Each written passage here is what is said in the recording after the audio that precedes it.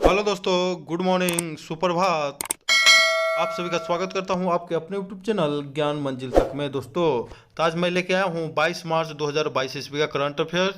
तो चलिए हम लोग सबसे पहले स्टार्ट करते हैं एक मोटिवेशनल क्विट के साथ जो आपको ऊर्जावान बनाएगा। तो देख लेते हैं कि जब सफलता की ख्वाहिश आपको सोने ना दे, जब आपको सफलता की ख्वाहिश आपको सोने न दे, जब मेहनत के अलावा और कुछ अच्छा ना लगे, जब लगातार काम करने के बाद थकावट न हो, तो समझ लेना सफलता का नया इतिहास रचने वाला है। यानी कि जब सफलता की ख्वाहिश आपको सोने न दे, आप मेहनत करते जाइए, थकावट न हो, तब आप समझ लीजिए आप सफल होने वाले हैं। तो आप लोग लगातार मेहनत करते रहिए दोस्तों। तो आज हम स्टार्ट करते हैं। आप सभी के लिए आज का पहला क्वेश्चन है दोस्तों, आप लोग ध्यान से बने रहिएगा, बहुत ही इंपॉर्टेंट क्वेश्चन है कि हाल ही में मिस वर्ल्ड 2021 का खिताब किसने जीता है। तो हाल ही में मिस वर्ल्ड 2021 का खिताब किसने जीता है दोस्तों? तो उसका सही जवाब हो जाएगा, मिस वर्ल्ड 2021 का खिताब जीता है कैरोलिना विलावास्का ने। याद रखिएगा, 2021 का मिस वर्ल्ड का खिताब कौन जीता है? कैरोलिना विलावास्का। ये कहाँ की है दोस्तों? तो पोलैंड। पोलैंड हाल ही में चर्चा में है दोस्तों, रूस यूक्रेन युद्ध के बाद चर्चा में है, याद रखिएगा। क्योंकि पोलैंड जो है एक नाटो का सदस्य देश है दोस्तों, याद रखिएगा। और पोलैंड ही सबसे अधिक मदद कर रहा है यूक्रेन को, याद रखिएगा। यूक्रेन से भारत अपना दूतावास हटा के कहाँ पर कर दिया गया दोस्तों? तो पोलैंड की राजधानी वर्साय में। ये भी याद रखिएगा दोस्तों, ये सब महत्वपूर्ण क्वेश्चन है दोस्तों। तो मिस वर्ल्ड का खिताब जीतने वाली पहली भारतीय महिला कौन थी दोस्तों? तो कुमारी रीता फारिया। मिस यूनिवर्स बनने वाली भारत की पहली महिला कौन थी? तो सुष्मिता सेन। जबकि 70वीं मिस यूनिवर्स का खिताब किसने जीता था? हरनाज कौर संधू 2021 में दोस्तों। ये भी 17वीं जो मिस वर्ल्ड का खिताब हो रहा था। मिस वर्ल्ड में भारत अब तक जो है 6 है मिस वर्ल्ड खिताब जीत चुका है। 1966 में सबसे पहले कुमारी रीता फारिया, 1994 में ऐश्वर्या राय, 1997 में डैना हेडन, 1999 में युक्ता मुखी, और 2000 में प्रियंका चोपड़ा, और 2017 में मानुषी छिल्लर दोस्तों। तो भारत की 6 जो है मिस वर्ल्ड रह चुकी है, जबकि 3 जो है मिस यूनिवर्स रह चुकी है। तो मिस यूनिवर्स का प्रतियोगिता में भारतीय इतिहास जो है 1994 में सबसे पहले सुष्मिता सेन ने जीता, 2000 में लारा दत्ता, और 2021 में हरनाज कौर संधू, जो कि कहाँ की हैं? तो चंडीगढ़ की हैं दोस्तों, भारत की हैं। तो अगला क्वेश्चन हो जाएगा दोस्तों कि दुनिया में पहली बार युद्ध में हाइपरसोनिक मिसाइल से हमला किस देश ने किया। तो हाइपरसोनिक मिसाइल की बात करें दोस्तों, तो इसका स्पीड जो होता है 5 मैक से अधिक होता है, याद रखिएगा। सुपरसोनिक मिसाइल का स्पीड होता है 1 मैक से अधिक। सब सोनिक क्रूज मिसाइल का स्पीड होता है 1 मैक से कम दोस्तों, जबकि हाइपरसोनिक मिसाइल का 5 मैक से अधिक। तो हाइपरसोनिक मिसाइल से हाल ही में हमला किया किसने दोस्तों? तो रूस ने यूक्रेन पर हमला किया है, याद रखिएगा। रूस ने यूक्रेन पर हमला किया है। इसका स्पीड बहुत ज़्यादा होता है, तो यह जो है रडार में भी पकड़ में नहीं आता है। जब तक पकड़ में आता है जब तक कि पार हो चुका होता है दोस्तों। रूस ने यूक्रेन पर किंझाल नामक हाइपरसोनिक मिसाइल दागने का दावा किया है, याद रखिएगा। किंझाल, याद रखिएगा दोस्तों, किंझाल। और रूस ने हाल ही में जिरकॉन हाइपरसोनिक मिसाइल का हाल ही में सफल परीक्षण भी किया था, जिरकॉन का, याद रखिएगा ये भी दोस्तों। तो किंझाल और जिरकॉन हाइपरसोनिक मिसाइल किस देश का है? तो रूस। हाइपरसोनिक मिसाइल की स्पीड 5 से 10 मैक साउंड से भी 10 गुना ज़्यादा रफ्तार होती है। ब्रह्मोस जो है दोस्तों, भारत का एक ब्रह्मोस मिसाइल है, जिसे हाल ही में जो दोस्तों टेस्टिंग के दौरान यह कहाँ चला गया? तो पाकिस्तान के मियाँ चानू जगह में, और पाकिस्तान में लगभग 124 किलोमीटर अंदर ढुक गया। तो यह जो है सुपरसोनिक क्रूज मिसाइल है, जिसका निर्माण भारत और रूस ने मिलकर किया है। इसका स्पीड कितना होता है दोस्तों? तो 1 मैक से अधिक है, याद रखिएगा। 1 मैक से अधिक स्पीड होता है ब्रह्मोस यानी कि सुपरसोनिक मिसाइल। भारत जो है हाल ही में सब सोनिक क्रूज मिसाइल का निर्माण किया है, भारत ने उसका नाम क्या रखा है? तो निर्भया। इसका स्पीड है 0.8 मैक दोस्तों, यानी कि 1 मैक से कम स्पीड होता है। तो निर्भय, याद रखिएगा, निर्भय। सब सोनिक क्रूज मिसाइल का क्या नाम है दोस्तों? तो निर्भय। जबकि super sonic cruise missile BrahMos, BrahMos को कौन बनाया दोस्तों? तो भारत और रूस ने मिलकर बनाया है। ब्रह से हो गया ब्रह्मपुत्र नदी, और मो से मोस्को नदी, दोनों को मिलाकर नाम रखा गया है। हाल ही में दोस्तों ब्रह्मोस विनिर्माण केंद्र का स्थापना कहाँ में किया गया है दोस्तों? तो याद रखिएगा लखनऊ, याद रखिएगा दोस्तों, लखनऊ में। अगला क्वेश्चन हो जाएगा दोस्तों कि हाल ही में संयुक्त राष्ट्र महासभा ने किस दिन को इस्लामोफोबिया का मुकाबला करने के लिए अंतर्राष्ट्रीय दिवस के रूप में स्थापित करने के लिए प्रस्ताव को मंजूरी दिया है दोस्तों? तो इस्लामोफोबिया, याद रखिएगा दोस्तों, इस्लामोफोबिया। इस्लामोफोबिया माने क्या दोस्तों? इस्लाम से डर, यानी कि 15 मार्च उसका आंसर हो जाएगा दोस्तों। वीर बाल दिवस जो है 26 दिसंबर को 2022 में मनाया जाएगा। ये जो है गुरु नानक के गुरु ना गुरु गोविंद सिंह के जो है बेटे की जो हत्या हो गई थी उन्हीं पर मनाया जाएगा वीर बाल दिवस। विभाजन विभीषिका दिवस 14 अगस्त 2021 में पहली बार मनाया। इसमें क्या मनाया गया, तो भारत जब विभाजन हुआ तो उस समय जो संघर्ष हुआ उसी के लिए बनाया गया। स्टार्टअप डे दोस्तों 16 जनवरी को पहली बार मनाया गया। अंतर्राष्ट्रीय योग दिवस 22 मार्च को मनाया जाता है, ये भी याद रखिए दोस्तों। अंतर्राष्ट्रीय योग दिवस 22 मार्च से नहीं दोस्तों, 21 जून को। अंतर्राष्ट्रीय चाय दिवस जो है दोस्तों 21 मई को मनाया जाता है, ये दोनों याद रखिएगा। संयुक्त राष्ट्र महासभा के प्रमुख कौन है, तो मालदीव के विदेश मंत्री हैं अब्दुल्ला शाहिद दोस्तों, ये भी याद रखिएगा। मालदीव की राजधानी की बात करें दोस्तों तो इसकी राजधानी क्या है, तो माले में दोस्तों। अगला क्वेश्चन हो जाएगा दोस्तों जो कि बहुत ही इंपॉर्टेंट क्वेश्चन है कि हाल ही में किसे 31वें जीडी बिरला पुरस्कार प्रदान किए जाने की घोषणा की है, तो 31वें जीडी बिरला पुरस्कार याद रखिएगा, जीडी बिरला पुरस्कार तो किसे दिया जाने की घोषणा किया गया है दोस्तों, तो यह प्रोफेसर नारायण प्रधान को याद रखिएगा, प्रोफेसर नारायण प्रधान, ये भी याद रखिएगा दोस्तों आप लोग। तो जीडी बिरला पुरस्कार जिनकी आयु 50 वर्ष से कम वैसे वैज्ञानिकों को दिया जाता है जिनकी आयु 50 वर्ष से कम हो दोस्तों। नारायण प्रधान को भौतिकी विज्ञान में कार्य करने के लिए यह पुरस्कार दिया गया है दोस्तों, याद रखिएगा। इस पुरस्कार में 5 लाख रुपया दिया जाता है। यह किसके द्वारा दिया जाता है दोस्तों, तो यह पुरस्कार जो है बिरला फाउंडेशन के द्वारा दिया जाता है। बिरला फाउंडेशन के द्वारा 3 पुरस्कार दिए जाते हैं। सरस्वती सम्मान दिया जाता है 1991 ईस्वी से, व्यास सम्मान भी दिया जाता है 1991, जीडी बिरला पुरस्कार भी दिया जाता है 1991, ये भी याद रखिएगा दोस्तों, बहुत ही महत्वपूर्ण क्वेश्चन है। साहित्य अकादमी पुरस्कार 2021 हिंदी भाषा में किसे दिया गया दोस्तों, तो हिंदी द आ गया लास्ट में, तो द से दया प्रकाश सिन्हा याद रखिएगा। सम्राट अशोक उपन्यास लेखन के लिए इंग्लिश में नमिता गोखले दोस्तों, याद रखिएगा, अंग्रेजी में नमिता गोखले, इंग्लिश में नेम बोलते हैं ना तो नेम नमिता। साहित्य अकादमी पुरस्कार 24 भाषाओं में दिया जाता है, 1954 ईस्वी में स्थापना हुआ था। सरस्वती सम्मान जो दोस्तों पिछले बार किसको दिया गया था, शरण कुमार लिम्बाले को सनातन उपन्यास के लिए, भी याद रखिएगा दोस्तों। स से सरस्वती और स से शरण कुमार लिम्बाले। जबकि व्यास सम्मान जो है शरद पगारे को दिया गया। सुभाष चंद्र बोस आपदा प्रबंधन पुरस्कार व्यक्तिगत रूप से प्रोफेसर विनोद शर्मा को दिया गया, जबकि संस्था के रूप में गुजरात आपदा प्रबंधन संस्था को दिया गया, ये भी याद रखिएगा दोस्तों। जबकि नेताजी अवार्ड 2022 जो है शिंजो आबे जो कि जापान के पूर्व प्रधानमंत्री थे उनको दिया गया है दोस्तों, ये भी याद रखिएगा, बहुत ही महत्वपूर्ण। नेताजी अवार्ड, नेताजी यानी कि सुभाष चंद्र बोस।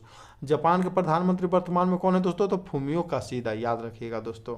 भारत जो है बुलेट ट्रेन भारत में चलाएगा किसकी सहायता से दोस्तों, तो उसमें मदद कर रहा है जापान, याद रखिएगा दोस्तों।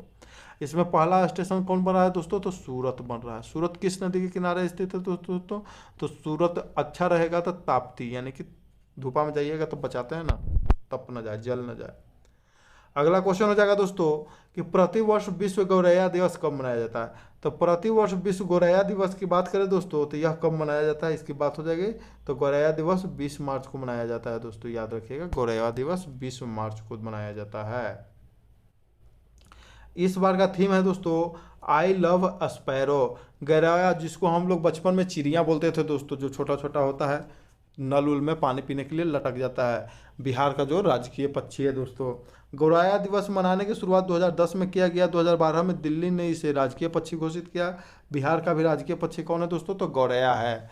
बिहार का जबकि राष्ट्रीय वृक्ष क्या है, भारत का जो है राष्ट्रीय वृक्ष क्या है, तो बरगद है, जबकि बिहार का क्या है दोस्तों, तो बिहार का है पीपल। बर्डमैन ऑफ इंडिया किन्हें कहा जाता था, सलीम अलीम को दोस्तों। सलीम अलीम के जन्मदिन पर ही 12 नवंबर को भारत में राष्ट्रीय पक्षी दिवस मनाया जाता है। इनका कर्मस्थली केवलादेव भरतपुर राजस्थान में था दोस्तों, याद रखिएगा। पक्षियों के अध्ययन को ऑर्निथोलॉजी, याद रखिएगा, पक्षियों के अध्ययन को ऑर्निथोलॉजी। एशिया का सबसे बड़ा वैज्ञानिक वर्ल्ड एटलस हाल ही में बताएं दोस्तों, केरल ने लॉन्च किया है, भारत के राज्य। वन्य जीव दिवस 3 मार्च को मनाया जाता है। अंतर्राष्ट्रीय महिला दिवस 8 मार्च को मनाया जाता है। भारतीय महिला दिवस जो है, राष्ट्रीय महिला दिवस दोस्तों तो 13 फरवरी को मनाया जाता है, सरोजिनी नायडू के जन्मदिन पर, भी याद रहे। विश्व उपभोक्ता दिवस 15 मार्च को, जबकि राष्ट्रीय उपभोक्ता दिवस 24 दिसंबर को। अंतर्राष्ट्रीय खुशी दिवस 20 मार्च को मनाया जाता है दोस्तों, ये भी याद रखिएगा। विश्व जल दिवस मनाया जाता है 22 मार्च को, याद रखिएगा। अगला क्वेश्चन हो जाएगा दोस्तों जो कि बहुत ही महत्वपूर्ण है कि हाल ही में 250 विकेट लेने वाली विश्व की पहली महिला खिलाड़ी कौन बन गए? यानी कि 250 विकेट ली है वनडे मैच में। ये विश्व की एकमात्र खिलाड़ी है दोस्तों, याद रखिएगा। उनका क्या नाम है? तो ये आपको हम हिंट देते हैं कि भारतीय हैं, तो उनका नाम है झूलन गोस्वामी। याद रखिएगा क्या नाम है दोस्तों? तो उनका नाम है झूलन गोस्वामी। झूलन गोस्वामी। झूलन गोस्वामी जो दोस्तों हाल ही में 200 वनडे मैच खेली है, 200 वनडे मैच खेलने वाली है, दूसरी महिला खिलाड़ी बन गई है। एलिसा पेरी की बात करें दोस्तों, तो यह जो है फुटबॉल वर्ल्ड कप है और क्रिकेट वर्ल्ड कप दोनों खेल चुकी है, याद रखिएगा। हैदर नाइट की बात करें दोस्तों, तो तीनों फॉर्मेट में, यानी कि टेस्ट, वनडे, T20 हो गया, टेस्ट, T20 और वनडे, तीनों में शतक लगाने वाली पहली महिला खिलाड़ी है कौन? तो हैदर नाइट, जो कि इंग्लैंड की दोस्तों हैं, याद रखिएगा। तो वर्ल्ड कप में सर्वाधिक विकेट लेने वाली खिलाड़ी भी झूलन गोस्वामी बन गई है, 40 विकेट ले लिए। 200 वनडे मैच खेलने वाली दूसरी महिला खिलाड़ी बन गई है झूलन गोस्वामी, जबकि 200 से अधिक मैच खेलने वाली पहली महिला खिलाड़ी है मिताली राज। 6 वर्ल्ड कप तक खेलने वाली पहली महिला खिलाड़ी है मिताली राज। अंतर्राष्ट्रीय मैचों में सबसे अधिक रन बनाने वाली भी है दोस्तों विश्व की मिताली राज। आईसीसी महिला वनडे वर्ल्ड कप का आयोजन कहाँ में किया जा रहा है दोस्तों? 2022 में तो किया जा रहा है न्यूजीलैंड में दोस्तों, अभी चल रहा है वर्तमान में New Zealand. ICC women cricketer of the year का खिताब किसे दिया गया दोस्तों? तो women cricketer of the year 2021 का खिताब दिया गया है स्मृति मंधना को, जो कि भारतीय टीम की जो है ओपनिंग बल्लेबाज है, लेफ्ट हैंडेड। फरवरी मंथ का प्लेयर ऑफ द मंथ किसे चुना गया दोस्तों? तो श्रेयस अय्यर, भारत के जो खिलाड़ी हैं श्रेयस अय्यर बैटिंग उनको, और न्यूजीलैंड के महिला में चुना गया अमेलिया केर को। अमेलिया केर जो दोस्तों सबसे एक ही मैच में दोहरा शतक और 5 विकेट लेने वाली एकमात्र खिलाड़ी है विश्व में, ये भी याद रखिएगा दोस्तों। अगला क्वेश्चन हो जाएगा कि हाल ही में किस राज्य सरकार ने भूमि रिकॉर्ड तक आसान पहुंच सुनिश्चित करने के लिए दिशांक ऐप विकसित किया है?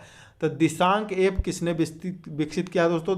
दिशांक, लास्ट में आ गया क, यानी कि क से इसको जोड़ देंगे तो क से कौन हो जाएगा दोस्तों? तो क से हो जाएगा कर्नाटक, याद रखिएगा कर्नाटक। कर्नाटक की राजधानी कहाँ है दोस्तों? बंगलुरु है। कर्नाटक के राज्यपाल कौन है दोस्तों? तो थावर चंद्र गहलोत है, और वहाँ का मुख्यमंत्री बासवराज बुम्बई है, याद रखिएगा दोस्तों। कोप्पल टॉय क्लस्टर, जो कि भारत का पहला टॉय क्लस्टर होगा, कहाँ में खुला है दोस्तों? तो कर्नाटक में, याद रखिएगा। कर्नाटक का नवीनतम जिला दोस्तों तो विजयनगर। विजयनगर साम्राज्य की राजधानी कहाँ थी दोस्तों? तो ये हम्पी थी, याद रखिएगा।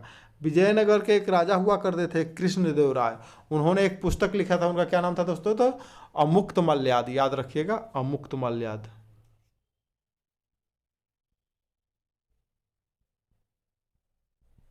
अमुक्त मल्याद लिखे थे पुस्तक कृष्णदेव राय दोस्तों, याद रखिएगा।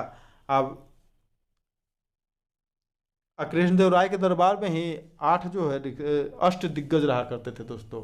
तो अष्ट दिग्गज जो कि 8 भाषाओं के तेलुगु के जो है जानकार थे, कवि थे। भूमि सुधार से संबंधित अनुसूची 9 किस संविधान संशोधन द्वारा जोड़ा गया? तो हम लोग जानते हैं कि मूल संविधान में 8 अनुसूची था दोस्तों, जबकि वर्तमान में कितना है? तो 12, यानी कि 4 को जोड़ा गया। तो यह 9वां अनुसूची को जोड़ा गया था संविधान संशोधन पहला के तहत, जिसको 1951 में जोड़ा गया था। भूमि प्रोजेक्ट भारत सरकार तथा किस राज्य से संयुक्त प्रोजेक्ट है? तो Karnataka. Women at the rate work कार्यक्रम किस राज्य ने शुरू किया है? तो कर्नाटक, याद रखिएगा। हाल ही में किस हाईकोर्ट ने कहा है हिजाब इस्लाम धर्म का मूलभूत भाग नहीं है? तो कर्नाटक हाईकोर्ट, यह भी याद रखिएगा दोस्तों। अभी कर्नाटक जो है बहुत ही चर्चा में है। और न्यू एजुकेशन पॉलिसी लागू करने वाला पहला जो है भारत का राज्य कौन है दोस्तों 2020? तो ये भी था कर्नाटक दोस्तों। दूसरा था मध्य प्रदेश। ऊपरी भद्रा परियोजना कर्नाटक राज्य का पहला जो है राष्ट्रीय परियोजना है, ये भी याद रखिएगा। कर्नाटक राज्य का पहला राष्ट्रीय परियोजना क्या है? तो ऊपरी भद्रा परियोजना, ये भी बहुत ही महत्वपूर्ण है दोस्तों। नेक्स्ट क्वेश्चन हो जाएगा दोस्तों। अगला क्वेश्चन है कि हाल ही में किस देश में कोविड-19 वायरस के नए वेरिएंट BA.1 और BA.2 यानी कि BA पास कर गया दोस्तों? ये सब आया था एकदम मैट्रिक में पास किया कोरोना नाम से, कोविड-19। फिर डेल्टा आया 11वां में, 12वां में आ गया ओमिक्रॉन, ग्रेजुएशन में आ गया BA.1, कौची आ रहा है अभी याद रखिएगा। तो BA.1 और BA.2 जो है यह वेरिएंट जो है कहाँ में मिला है दोस्तों? यह ओमिक्रॉन का ही एक वेरिएंट है। तो यह मिला है दोस्तों इजराइल में, याद रखिएगा। कहाँ में? तो इजराइल। इजराइल की राजधानी की बात करें तो जेरूसलम यहाँ की राजधानी है, याद रखिएगा इजराइल। इजराइल के मुख्य प्रधानमंत्री की बात करें तो इजराइल का प्रधानमंत्री कौन है दोस्तों, तो नए प्रधानमंत्री बन गए नेफ्ताली बेनेट। डेल्टा जो दोस्तों उसका नाम था B.1.617.2, जो कि भारत में दूसरी लहर आया था उसके लिए वो डेल्टा जिम्मेवार था। ओमिक्रॉन हाल ही में चर्चा में रहा था दोस्तों, B.1.1529, जो साउथ अफ्रीका में मिला, इसी का 2 नया वर्जन मिला है, BA.1 और BA.2। डेल्टा क्रोन दोस्तों, डेल्टा और ओमिक्रॉन का मिश्रण मिला है साइप्रस में, डेल्टा क्रोन। इजराइल के संसद का नाम क्या है दोस्तों, तो नेसेट। और नेफ्ताली बेनेट यहाँ के प्रधानमंत्री, जबकि राष्ट्रपति हैं इसोक हर्जोग, याद रखिएगा दोस्तों। इजराइल ने ही भारत को हेरोन ड्रोन दिया है, याद रखिएगा हेरोन ड्रोन। गाजा पट्टी भूमध्य सागर से सीमा बनाता है, यहीं पर रहता है कौन दोस्तों, तो हमास संगठन। आई गाजा पट्टी हमास संगठन से दोस्तों इजराइल का कभी कभी प्रतिरोध चलते रहता है, ये भी याद रखिएगा। भारत के पहले hydrogen fuel cell car Toyota Mirai की गई लॉन्च, याद रखिएगा। हाइड्रोजन से चलने वाली पहली ट्रेन कहाँ में चलाई गई थी दोस्तों, तो हाइड्रोजन जन जर्मनी में, याद रखिएगा हाइड्रोजन। भारत के अग्रणी कोयला उत्पादक कंपनी कौन बन गई है दोस्तों, तो महानदी कोलफील्ड लिमिटेड। तो महानदी कोलफील्ड लिमिटेड काम करते हैं दोस्तों, तो कोल इंडिया लिमिटेड के तहत है। भारत का सबसे भरोसेमंद कंपनी कौन रहा, तो कोल इंडिया लिमिटेड। भारत में मातृ मृत्यु दर कितना है दोस्तों, तो 103। तो 103 कितना होता है, 1 लाख जीवित बच्चों के जन्म पर 103 महिलाओं की भारत में मृत्यु हो जाती है, माँओं की मृत्यु हो जाती है, याद रखिएगा दोस्तों। सबसे कम कहाँ में दोस्तों, तो सबसे कम जहाँ का स्वास्थ्य व्यवस्था अच्छा रहेगा यानी कि केरल, वहाँ पर मात्र 30। 1 लाख बच्चों के जन्म पर 30 ही महिलाओं की मृत्यु होती है, याद रखिएगा दोस्तों। बहुत ही इंपॉर्टेंट क्वेश्चन है। अगला क्वेश्चन हो जाएगा कि हाल ही में किस देश में महात्मा गांधी ग्रीन ट्रायंगल का अनावरण किया गया है। तो ये पिछला वीडियो में भी हम बताए थे दोस्तों। तो इसका अनावरण कहाँ में किया गया है, तो इसका अनावरण किया है महात्मा गांधी, म से महात्मा गांधी और म से मेडागास्कर, याद रखिएगा दोस्तों मेडागास्कर। ग्रीन का अर्थ होता है सस्टेनेबल। सस्टेनेबल माने पर्यावरण को ध्यान में रखकर कोई डेवलपमेंट करना, काम करना। तो सस्टेनेबल डेवलपमेंट गोल में कितने प्रकार के लक्ष्य रखे गए हैं, तो 17 रखे गए हैं दोस्तों, जिसे 2015 से 30 तक पूरा करना है।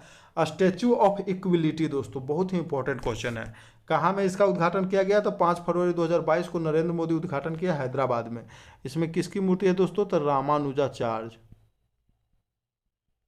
216 फीट ऊंची मूर्ति, बैठी हुई मूर्ति है। अब बैठी हुई मूर्ति है विश्व की दूसरी सबसे ऊंची मूर्ति है, याद रखिएगा। Statue of unity Sardar Vallabh भाई पटेल के द्वारा, इसका जो है 31 अक्टूबर का उद्घाटन किया गया था। यह विश्व की सबसे ऊंची प्रतिमा है, याद रखिएगा दोस्तों। कहाँ में, तो यह गुजरात के बड़ौदा जिले में साधु बेट द्वीप पर, याद रखिएगा दोस्तों। नर्मदा जिले में साधु बेट द्वीप पर। इसका जो डिजाइन कौन तैयार किया था, तो रामवंजी सुतार। शयन के मुद्रे में महात्मा बुद्ध की सबसे लंबी प्रतिमा दोस्तों, तो बोध गया में बन रहा है, जिसका लंबाई होगा 100 फीट, यानी कि सोने की मुद्रा में। जो महात्मा बुद्ध निर्वाण को प्राप्त हुए थे, तो उसी शयन की मुद्रा में निर्वाण प्राप्त हुए थे, अपना अंतिम उपदेश भी दिए थे दोस्तों। महात्मा बुद्ध की मृत्यु कहाँ में हुई थी दोस्तों, तो कुशीनगर में। स्टैचू ऑफ पीस पाली राजस्थान में विजय वल्लभ की मूर्ति है।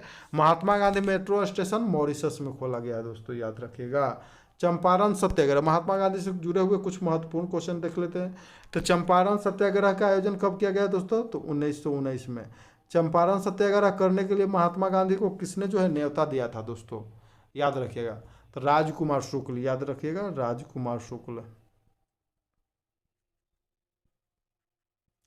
चंपारण सत्याग्रह था दोस्तों, इसमें जो है 3 कट्ठा जो है 20 कट्ठा में नील की खेती करना रहता था। नील की खेती करने से जो दोस्तों जमीन जो है बंजर बन जाती थी, तो इसी का विरोध कर रहे थे किसान, याद रखिएगा। महात्मा गांधी का यह सबसे पहला सत्याग्रह था भारत में। इससे पहले दक्षिण अफ्रीका में सत्याग्रह कर चुके थे। उसके बाद असहयोग आंदोलन। असहयोग आंदोलन की शुरुआत कब हुआ था दोस्तों, तो 2020 में। इसको खत्म कर 1920 में दोस्तों, 1920 में। चंपारण सत्याग्रह 1919 में, असहयोग 1917 में चंपारण सत्याग्रह, असहयोग आंदोलन 1920 में दोस्तों। इसको जब चौरी चौरा कांड हुआ ना दोस्तों, चौरी चौरा कांड जो है फरवरी 2022 1922 में हुआ, उसी के बाद महात्मा गांधी इसको असहयोग आंदोलन को बंद कर दिए थे, याद रखिएगा। इसी में असहयोग करने के लिए बताया गया था। बेलगावा अधिवेशन दोस्तों, तो बेलगावा अधिवेशन की अध्यक्षता महात्मा गांधी किए थे। बेलगावा जो है कर्नाटक में है, याद रखिएगा। इसकी 1924 ईस्वी में हुआ था। महात्मा गांधी एकमात्र अधिवेशन जिसमें अध्यक्षता किए थे, याद रखिएगा। 1925 ईस्वी में सरोजिनी नायडू दोस्तों, याद रखिएगा, ये भी कानपुर में है। दांडी यात्रा, दांडी यात्रा 1930 ईस्वी में शुरू हुआ था दोस्तों, याद रखिएगा। 12 मार्च को 12 मार्च को साबरमती आश्रम से दांडी की यात्रा किए थे और नमक आंदोलन तुरे थे। इसी के बाद सवर्ण अज्ञा आंदोलन शुरू हो गया था 1930 में दोस्तों, 6 अप्रैल से। 6 अप्रैल 1930 को सवर्ण अज्ञा आंदोलन। भारत छोड़ो आंदोलन दोस्तों, तो भारत छोड़ो आंदोलन 1942 ईस्वी में शुरू हुआ, याद रखिएगा, 8 अगस्त को। इसे अगस्त क्रांति के नाम से भी जानते हैं। और 8 अगस्त को जो शुरू हुआ दोस्तों, 9 अगस्त के सुबह में जो है सभी को अंग्रेजों के द्वारा ऑपरेशन जीरो हावर जो है चलाकर सभी को गिरफ्तार करके जेल में डाल दिया गया, बंद कर दिया गया। इंडियन ओपिनियन नामक पत्रिका किसने निकाला था दोस्तों, तो महात्मा गांधी ही निकाले थे, दक्षिण अफ्रीका में, याद रखिएगा दोस्तों। यंग, नौजवान, ये सब भारत में निकाले थे दोस्तों। हरिजन। माई एक्सपेरिमेंट विथ ट्रूथ, बहुत ही महत्वपूर्ण पुस्तक है, कौन लिखा है दोस्तों, तो महात्मा गांधी, याद रखिएगा। My experiment with truth. अगला क्वेश्चन हो जाएगा दोस्तों, ध्यान से देखिएगा आप लोग, कि हाल ही में भारतीय तटरक्षक बल द्वारा एक अपतटीय गश्ती पोत, भारतीय तटरक्षक पोत जो है सक्षम को कहाँ पर कमीशन किया गया, तो इसका नाम है दोस्तों सक्षम। सक्षम कहाँ में होंगे दोस्तों, तो हम लोग जानते हैं सक्षम होंगे गोवा में, याद रखिएगा। तो इसको गोवा में कमीशन किया गया है। यह जो है प्रोजेक्ट 75 के तहत जो है 6 ठो स्कॉर्पियन क्लास की पनडुब्बी को तैयार किया जा रहा है। भारत और फ्रांस मिलकर कर रहा है, याद रखिएगा, भारत और फ्रांस मिलकर कर रहा है। तो इसमें सबसे पहले 6 को तैयार किया जा रहा है दोस्तों। तो यह निगरानी करने वाला पोत है। सिग्मो फेस्टिवल का आयोजन गोवा में किया जाता है। खुले में शौच मुक्त हर घर जल वाला भारत का पहला राज्य गोवा। रेबीज मुक्त भारत का पहला राज्य गोवा। अनुच्छेद 44 दोस्तों, अनुच्छेद 44 जो है भाग 4 में आता है दोस्तों, याद रखिएगा। भाग 4 जो है राज्य के नीति निर्देशक सिद्धांत एवं तत्व, जिसमें समान सिविल संहिता बोला गया है। समान सिविल संहिता, समान सिविल संहिता अनुच्छेद 44 से एकमात्र राज्य कहाँ में लागू है दोस्तों, तो है गोवा में, ये भी याद रखिएगा दोस्तों। प्रोजेक्ट 75 के तहत स्कॉर्पियन क्लास के 6 पनडुब्बी बनने हैं भारत और फ्रांस के बीच सहायता से। इसमें सबसे पहले INS Kalvari, INS Khanderi, INS कलंज, INS बेला, INS बागीर, याद रखिएगा। इंडियन कोस्ट गार्ड कब मनाया जाता है दोस्तों, तो 2 फरवरी को, याद रखिएगा, 2 फरवरी को दोस्तों। अगला क्वेश्चन हो जाएगा, बहुत ही महत्वपूर्ण क्वेश्चन है, कि 18 मार्च 2022 को जारी वैश्विक खुशहाली रिपोर्ट 2022 में भारत में कौन सा स्थान पर रहा, तो वैश्विक खुशहाली रिपोर्ट में भारत जो है स्थान पर रहा दोस्तों 136, याद रखिएगा। अब पाकिस्तान की बात कीजिएगा दोस्तों, तो पाकिस्तान रहा 121, यानी कि भारत से ही जो है ज़्यादा खुशहाल देश है पाकिस्तान, याद रखिएगा दोस्तों। पहला स्थान पर रहेगा दोस्तों, तो फिनो से रहा फिनलैंड। अंतिम रैंक पर अफगानिस्तान दोस्तों, तो हम लोग जान ही रहे थे कि अफगान जलेबी अंतिम रैंक लाइक है, क्या है कि वहाँ पर जो है तालिबानियों का अधिकार हो गया है। 146 देश थे, 146वां स्थान। पाकिस्तान का रैंक 121। भूखमरी सूचकांक में भारत का रैंक 101। भ्रष्टाचार सूचकांक 85। HDI ह्यूमन डेवलपमेंट इंडेक्स यानी कि मानव विकास रिपोर्ट 3 आधार है, जिसमें प्रति व्यक्ति आय, जीवन प्रत्याशा, साक्षरता 131वां रैंक भारत का है। डिजिटल स्केल रेडीनेस इंडेक्स में पहले स्थान पर कौन है दोस्तों, तो भारत, याद रखिएगा। ये भी डिजिटल स्केल रेडीनेस इंडेक्स में भारत जो है पहले स्थान पर है। रेलवे का पहला गति शक्ति कार्गो टर्मिनल जो है कहाँ में खोला गया, तो थापरनगर झारखंड, याद रखिएगा, जो दोस्तों आसनसोल डिवीजन में है, याद रखिएगा। मैथन जो है डैम है यहाँ पर, मैथन बांध है, और मैथन क्या है दोस्तों, तो मैथन जो है थर्मल पावर ग्रिड है, तो वहीं पर कोयला को पहुँचाने के लिए, याद रखिएगा दोस्तों। आज के वीडियो का क्वेश्चन रहेगा दोस्तों, जिसका आप लोग कमेंट करके जवाब दीजिएगा कि हाल ही में 2021 ईस्वी की मिस वर्ल्ड कौन बनी है। तो मिस वर्ल्ड हम बताए थे दोस्तों कि पोलैंड की बनी है, तो उनका नाम क्या है, आप लोग कमेंट करके जवाब दीजिए। वीडियो को पूरा देखने के लिए दोस्तों धन्यवाद। इसी के साथ हम अपना वीडियो समाप्त करते हैं दोस्तों। यदि वीडियो अच्छा लगता है तो लाइक कर दीजिए, शेयर कर दीजिए और सब्सक्राइब कर दीजिए। जय हिंद, जय भारत, वंदे मातरम दोस्तों।